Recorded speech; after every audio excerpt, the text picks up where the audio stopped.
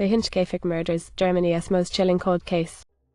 In 1922, a remote farm in southern Germany became the scene of a brutal and bizarre family massacre that has remained unsolved for over a century. The farm, known as Hinterkaifeck, was isolated, surrounded by dense forests and far from any neighbours. On March 31st, 6 members of the Gruber family, Andreas, his wife, their daughter, and 2 grandchildren along with a maid, were found brutally murdered inside their home. What made the case so eerie was not just the brutality of the murders, but the strange events that occurred before and after the crime. For days before the massacre, there were unsettling signs that something was wrong at Hinterkaifeck. The family reported hearing strange noises coming from the attic, and the maid claimed to have seen mysterious footprints in the snow leading to the farm, but none leading away.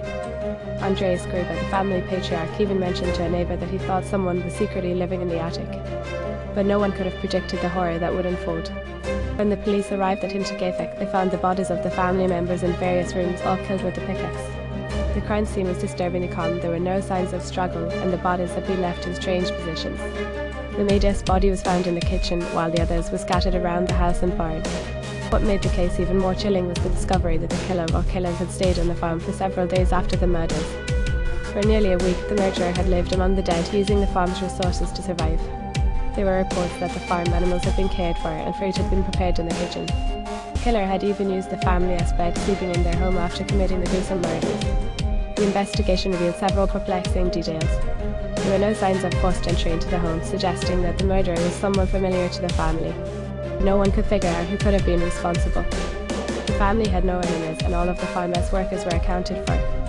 Strangely, a few weeks later, a neighbour came forward claiming that they had seen the Gruber family's dog wandering around the farm after the murders. This raised further questions about who could have committed the crime and why they didn't immediately flee the scene.